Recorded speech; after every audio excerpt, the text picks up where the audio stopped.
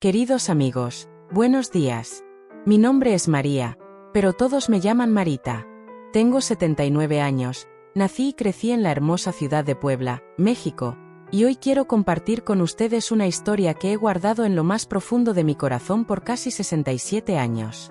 Es un relato que incluso mi familia más cercana conoce solo a medias, porque el miedo y la vergüenza me mantuvieron en silencio durante décadas. Si están viendo este vídeo, les pido que dejen un me gusta y se suscriban a mi canal. Esta abuelita se los agradece con todo el alma.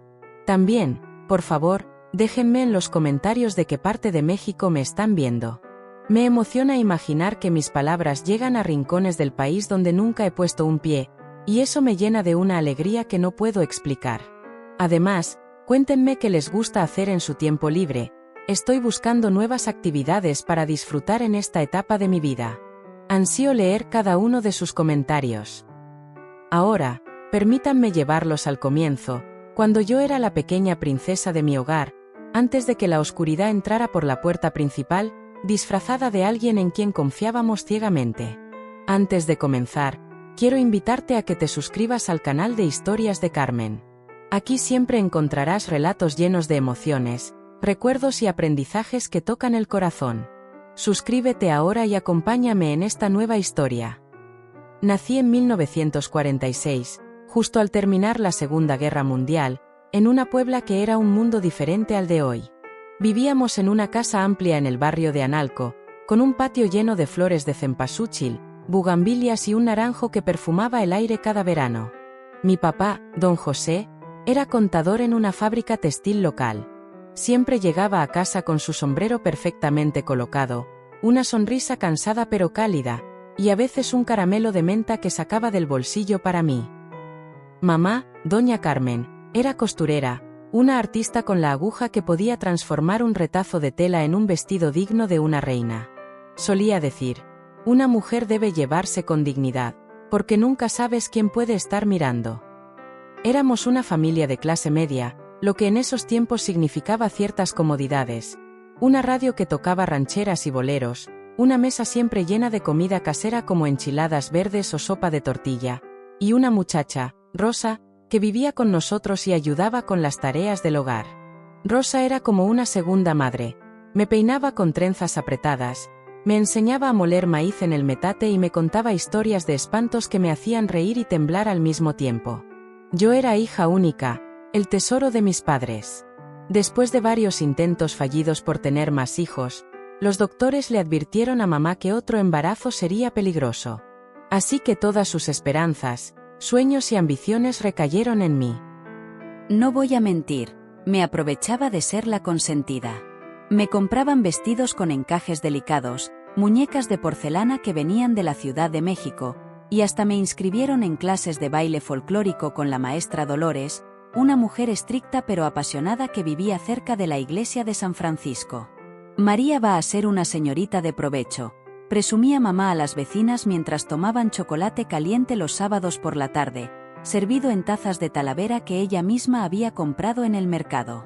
Ya sabe bordar, bailar jarabe tapatío y hasta canta las mañanitas sin desafinar.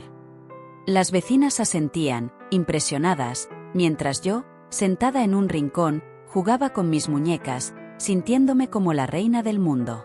Las mañanas en la escuela eran un placer. Ser la hija de doña Carmen, conocida por sus manos mágicas con la aguja, me daba un lugar especial. Las maestras me elogiaban incluso cuando mis tareas no eran perfectas, y mis compañeras me pedían que les enseñara los pasos de baile que aprendía. Las tardes, después de la tarea, las pasaba jugando en el patio o en la calle con los niños del barrio. Corríamos entre risas, jugando a las canicas, al avión, a las escondidas, hasta que el sol pintaba el cielo de tonos naranjas y rosas. Los domingos eran días mágicos. Nos levantábamos temprano para ir a misa en la Catedral de Puebla. Mamá me ponía mi vestido favorito, uno azul con listones blancos, y me hacía prometer que me quedaría quieta durante el sermón, aunque siempre terminaba moviéndome en el banco de madera. Después, caminábamos hasta la casa de mi abuela materna, doña Margarita, que vivía a unas calles del Zócalo, en una casa con un portón de madera tallada y un patio lleno de macetas. Los almuerzos dominicales eran una verdadera fiesta. Tíos, tías y primos se reunían alrededor de una mesa enorme, cubierta con un mantel bordado por mamá. Doña Margarita preparaba mole poblano con una receta que había heredado de su madre, tamales de rajas que se deshacían en la boca y arroz rojo con chícharos.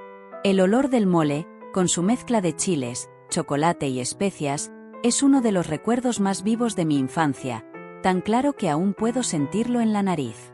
Mi abuelo, don Manuel, esposo de doña Margarita, era un hombre callado pero con un corazón inmenso. Había sido carpintero toda su vida y, aunque ya estaba jubilado, mantenía un pequeño taller en el patio trasero donde tallaba juguetes de madera para mí. Trompos con colores brillantes, yoyos que giraban sin parar, carritos que hacía rodar por el suelo. De su huerto en el patio, me traía naranjas dulces, higos jugosos, limones que olían a verano, y a veces guayabas que compartíamos mientras me contaba historias de su juventud. Mi otra abuela, doña Luz, era viuda desde que yo era bebé.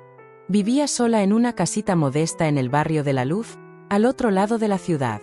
La visitábamos una vez al mes, llevándole despensa y medicinas.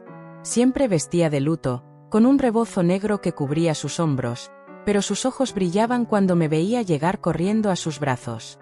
Me sentaba en su regazo, y ella me peinaba con suavidad mientras me contaba cuentos de su infancia en Cholula, cuando iba al mercado con su madre a vender flores.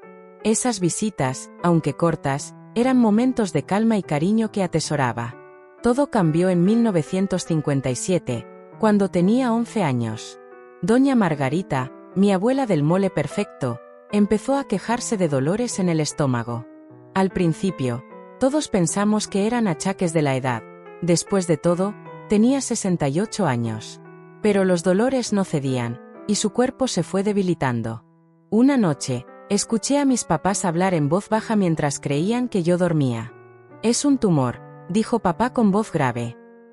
«El doctor dice que ya está muy avanzado». No entendí del todo, pero el tono de sus voces y las lágrimas contenidas de mamá me hicieron saber que algo terrible estaba pasando.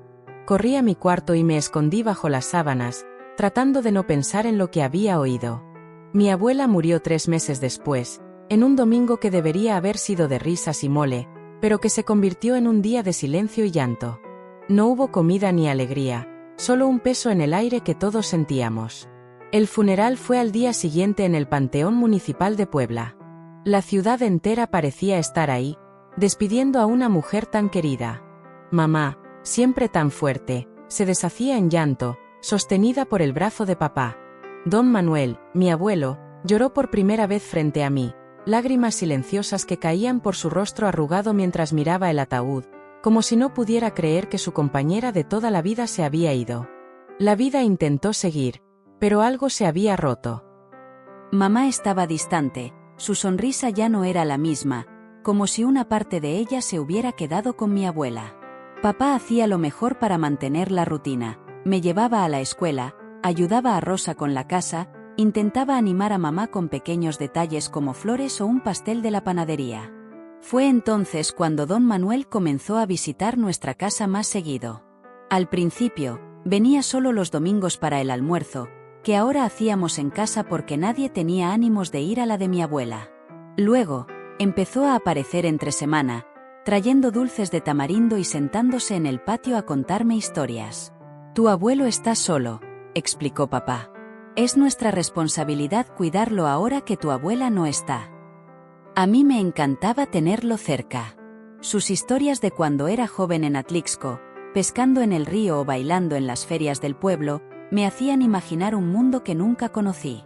Un día, 2 meses después del funeral, papá llegó con una noticia seria. Había hablado con mamá en la cocina, en voz baja, como si no quisieran que yo oyera. Pero yo, curiosa como siempre, me acerqué a escondidas.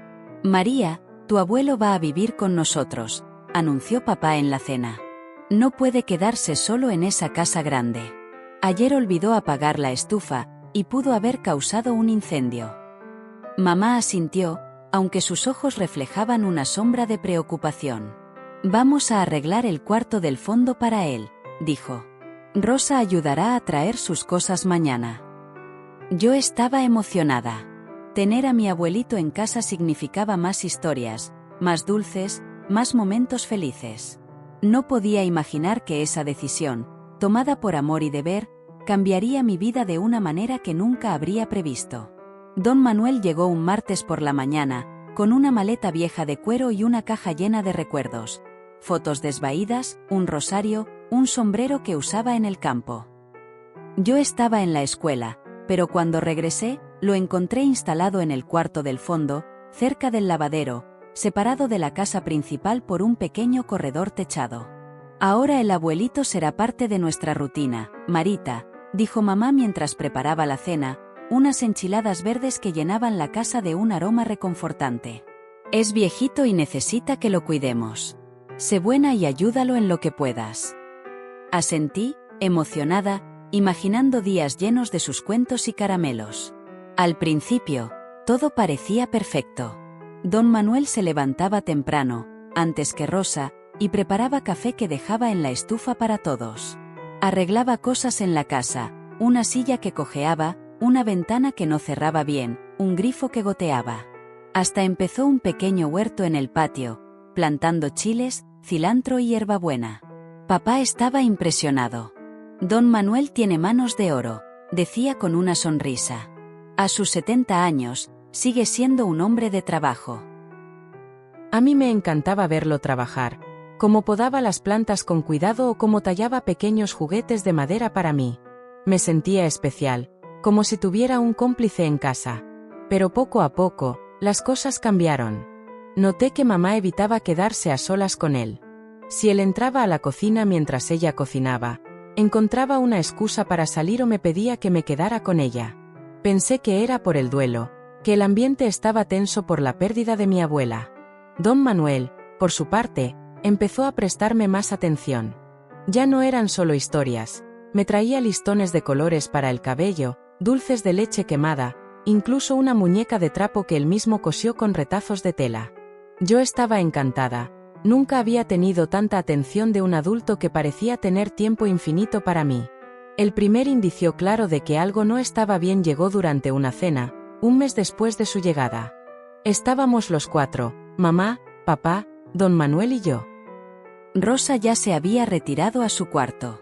Papá mencionó que con un aumento reciente en su trabajo podríamos inscribirme en clases de pintura, algo que yo había pedido por meses. Salté de emoción, imaginándome con pinceles y colores, pero don Manuel interrumpió con brusquedad. ¿Pintura?, gruñó, dejando el tenedor en el plato con más fuerza de la necesaria.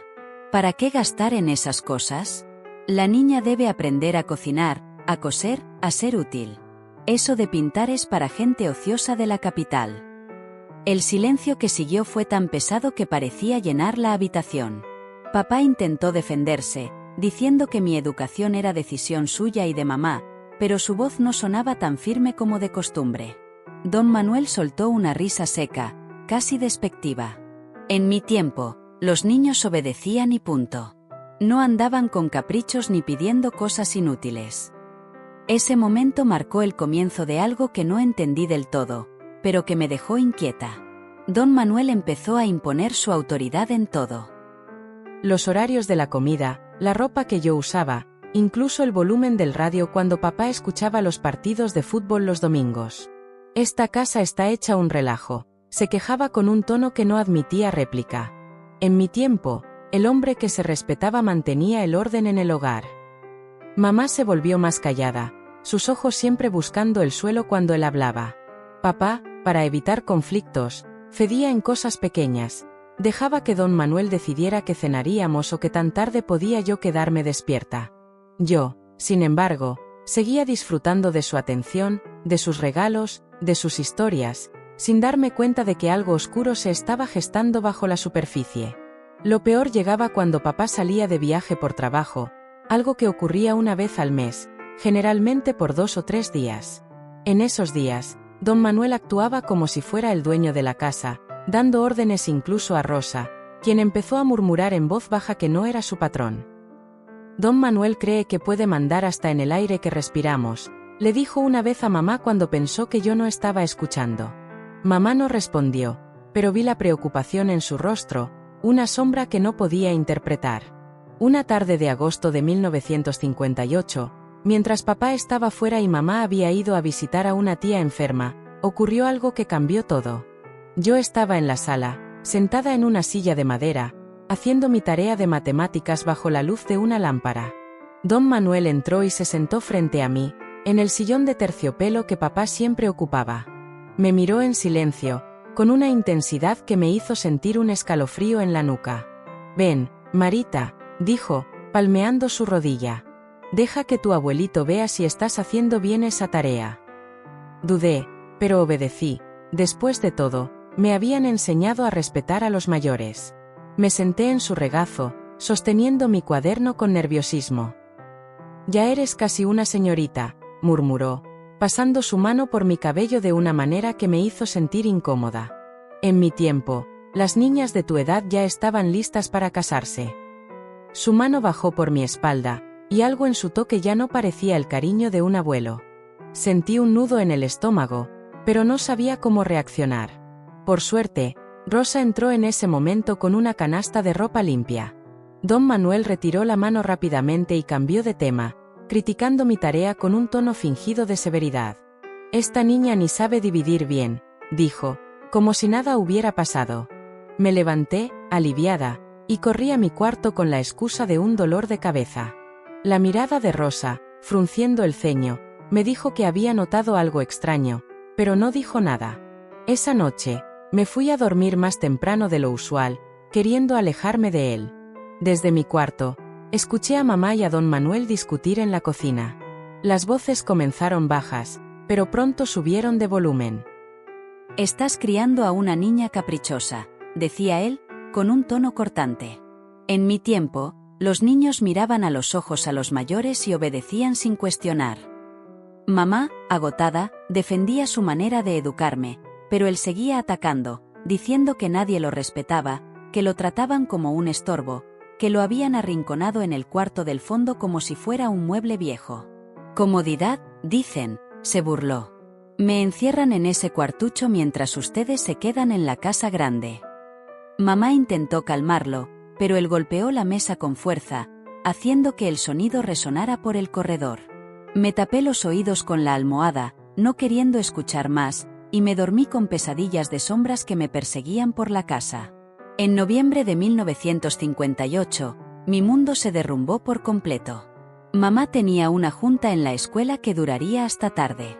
Yo estaba en mi cuarto, ya en camisón, cepillándome el cabello frente a un pequeño espejo. La puerta se abrió sin previo aviso, y don Manuel estaba ahí, parado en el umbral, con una mirada que helaba la sangre, una mezcla de frialdad calculadora y algo más oscuro, algo que no podía nombrar pero que me llenó de un pánico primitivo. «Tu mamá llega hasta tarde», dijo, entrando y cerrando la puerta detrás de él.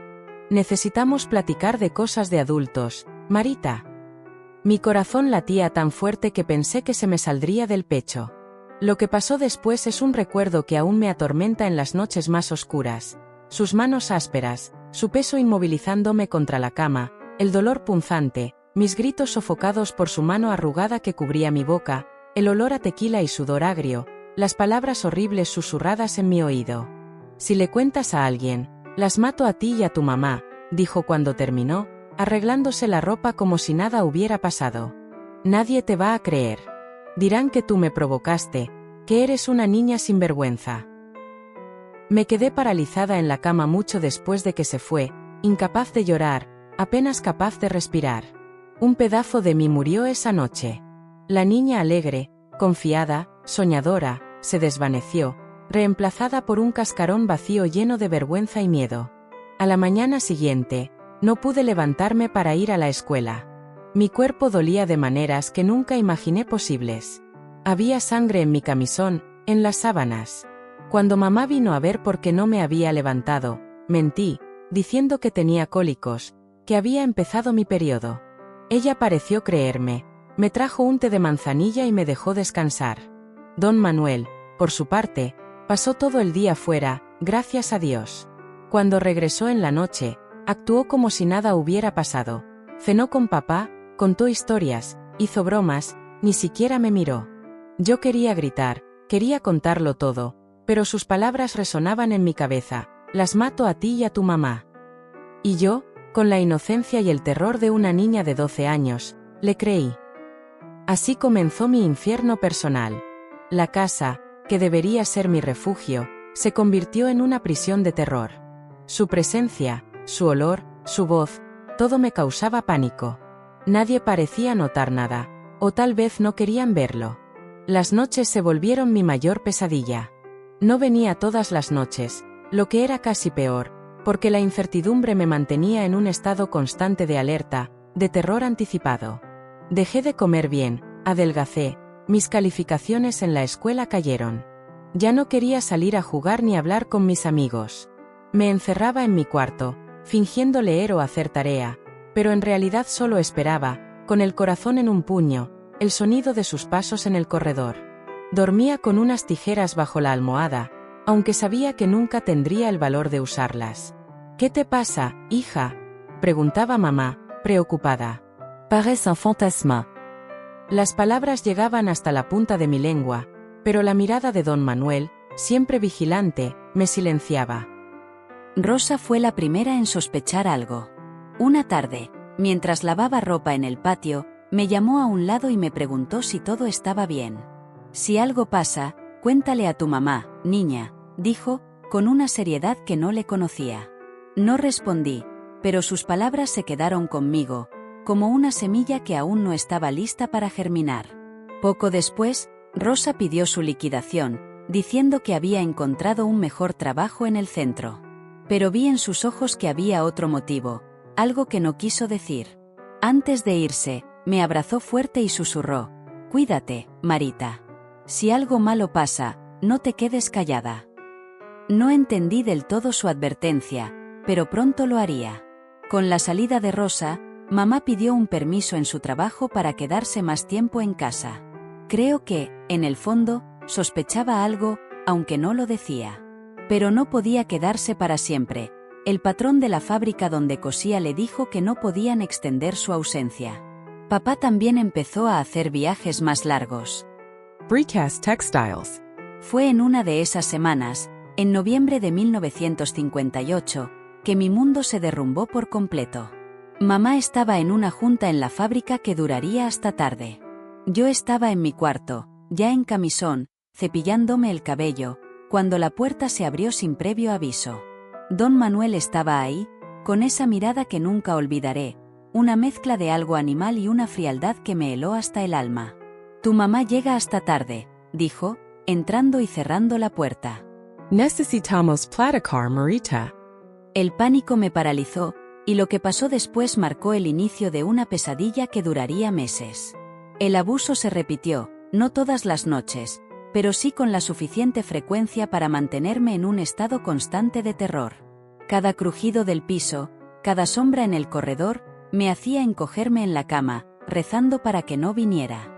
Me volví un espectro en mi propia casa, apenas comiendo, apenas hablando. En la escuela, las maestras notaban mi cambio, pero lo atribuían a la pérdida de mi abuela. Mamá intentaba hablar conmigo, pero yo esquivaba sus preguntas, temerosa de las amenazas de don Manuel.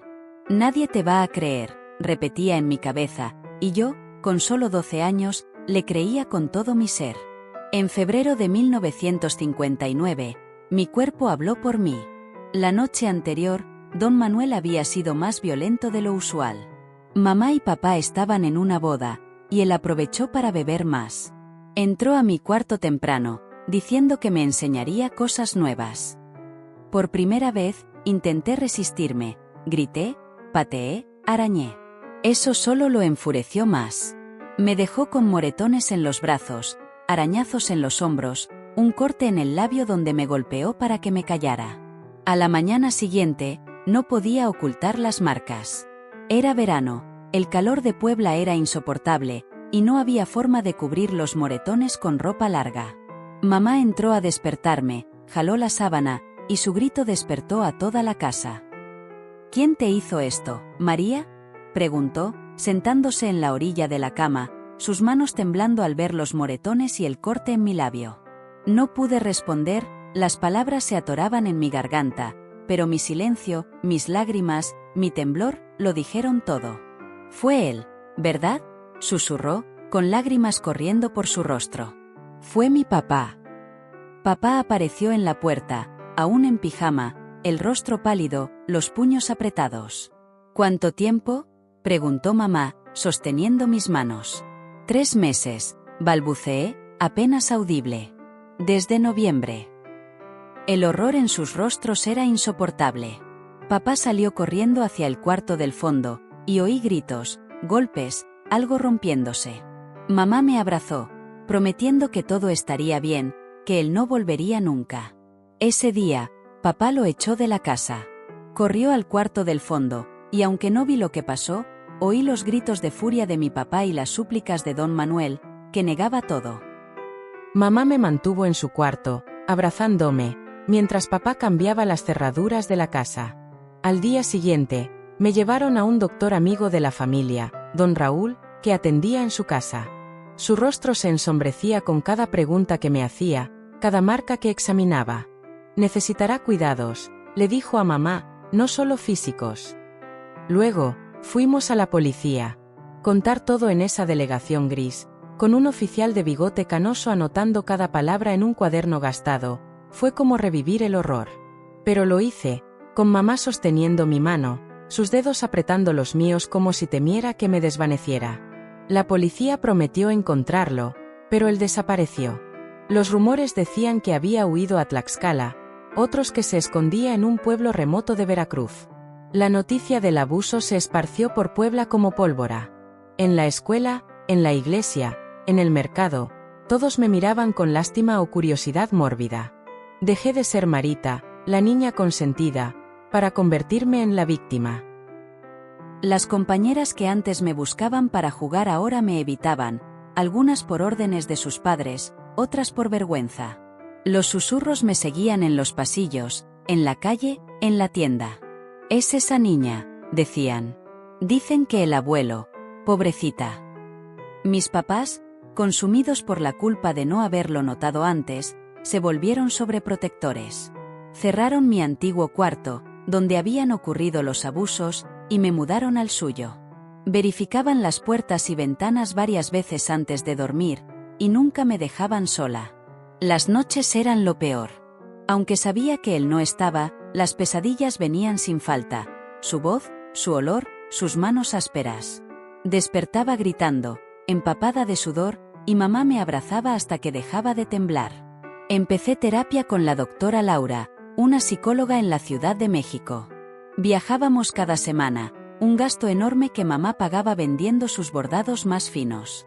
«No fue tu culpa», me dijo en nuestra tercera sesión, con una voz suave pero firme. «Hiciste lo que pudiste para sobrevivir. Eres más fuerte de lo que crees». Esas palabras fueron como un rayo de luz en la oscuridad, pero el miedo persistía, especialmente porque don Manuel seguía prófugo. En abril de 1959, mis papás decidieron que no podíamos quedarnos en Puebla. «Nos vamos a Monterrey», anunció papá durante la cena. «Un amigo me ofreció un trabajo en una fábrica de acero. Ahí nadie nos conoce. Será un nuevo comienzo». La idea de dejar Puebla, la única ciudad que conocía, me asustaba, pero también me llenaba de esperanza. Tal vez en un lugar nuevo podría dejar de ser la víctima. Vendimos la casa a una familia de Querétaro que no hizo preguntas, donamos los muebles grandes y empacamos lo esencial en unas pocas maletas. En julio de 1959, dejamos Puebla en un tren al amanecer, cuando la ciudad aún dormía. El viaje fue largo, agotador, pero cada kilómetro que nos alejaba de Puebla era un alivio. Monterrey era un torbellino de actividad, tan diferente de la tranquila Puebla. Rentamos una casa en la colonia Independencia, un lugar modesto pero luminoso, con ventanas grandes que dejaban entrar el sol. Papá empezó a trabajar en la fábrica, mamá daba clases particulares de costura, y yo entré a una nueva escuela. Nadie sabía de mi pasado, y eso me permitió empezar a ser simplemente María otra vez. Hice amigas, como Lucía, una niña de risa contagiosa que me enseñó a comer cabrito asado y a bailar al ritmo de la música norteña. Me llevaba al mercado, donde probé tacos de barbacoa y gorditas de chicharrón, sabores que eran nuevos y extraños para mi paladar poblano. Con ella, comencé a reírme de nuevo, a sentir pequeños destellos de la niña que había sido. En casa, mis papás también cambiaron. Papá dejó los trajes formales por camisas ligeras de manga corta, más adecuadas al calor de Monterrey. Mamá empezó a usar colores más vivos, dejando atrás los tonos sobrios que siempre llevaba en Puebla. Pero las pesadillas seguían, y continué la terapia con una nueva psicóloga, la doctora Sofía. El trauma no desaparece solo porque cambias de ciudad, me explicó. Pero puedes aprender a llevarlo de una manera que no te impida vivir. Poco a poco, fui aprendiendo a convivir con mi pasado, a no dejar que definiera mi presente. En mayo de 1960, cuando pensé que el pasado quedaba atrás, una noticia nos sacudió. Una vecina de Puebla escribió a mamá. Habían visto a don Manuel en Tlaxcala, viviendo bajo otro nombre, trabajando como carpintero en un pueblo pequeño. El miedo regresó como una ola, pero esta vez fue diferente. Mis papás, decididos a protegerme, contactaron a la policía nuevamente. En julio, lo encontraron. Alguien lo reconoció y lo denunció. Lo llevaron a juicio, y las evidencias eran abrumadoras: mi testimonio, las marcas en mi cuerpo, el ataque en nuestra casa. Fue condenado a 15 años de prisión. Nunca lo volví a ver. Supe años después que murió en la cárcel en 1965, de un infarto durante el almuerzo. La noticia no me trajo alivio ni tristeza, solo un vacío extraño, como si cerrara un libro que nunca quise abrir. En Monterrey, la vida comenzó a florecer. A los 17, entré a la Universidad Autónoma de Nuevo León para estudiar literatura. Ahí conocí a Javier, un estudiante de arquitectura con una risa que llenaba cualquier habitación y un corazón enorme. Con él, por primera vez, me sentí segura compartiendo mi historia. Le conté todo, esperando rechazo o lástima, pero en cambio me dijo: «Eres una guerrera, María. Lo que viviste no te define, pero te ha hecho más fuerte de lo que imaginas». Sus palabras me dieron alas. Nos casamos en 1968, cuando yo tenía 21 años y él 23, en una ceremonia sencilla pero llena de amor en la Basílica de Guadalupe en Monterrey. Mis papás, emocionados, me entregaron al altar juntos, un gesto que simbolizaba nuestra unión como familia después de tanto dolor. Javier y yo tuvimos 2 hijos, Sofía y Miguel, que llenaron nuestra vida de alegría. Me convertí en maestra de literatura, siguiendo los pasos de mamá, pero en un aula universitaria, compartiendo mi amor por los libros con jóvenes llenos de sueños. Javier se volvió un arquitecto reconocido, diseñando escuelas y hospitales que aún hoy son orgullo de Monterrey. Mis papás, ya jubilados, fueron abuelos maravillosos, enseñando a mis hijos a jugar dominó, a hacer cometas, a disfrutar de los pequeños placeres de la vida. Mamá murió en 1995, papá en 2000, ambos rodeados de su familia, dejando un legado de amor y resiliencia. Hoy, a los 79 años, miro atrás y veo que el trauma no me definió. Me marcó, sí, como una cicatriz que nunca desaparecerá del todo, pero no determinó quién soy. Aprendí que sanar no es olvidar, sino recordar sin que el dolor te destruya. Es llevar las cicatrices con orgullo, sabiendo que cada una cuenta la historia de cómo sobreviví. Mi historia es una de resistencia, de amor, de una familia que se levantó de las cenizas para construir algo bello. La comparto no por lástima, sino para que alguien, en algún lugar, sepa que no está solo. Que la oscuridad, por más densa que parezca, no dura para siempre. Que siempre hay luz al final del túnel. Gracias por escuchar, mis queridos. Si mi historia tocó su corazón, déjenme un me gusta y suscríbanse al canal. Compartan en los comentarios sus propias historias de superación o algo que les dé esperanza. Esta abuelita estará aquí, esperando leerlos, recordándoles que, sin importar qué tan oscura sea la noche, siempre hay un amanecer esperando. Que Dios bendiga su camino, y que nunca pierdan la esperanza, porque esta viejita es prueba viviente de que la luz siempre llega.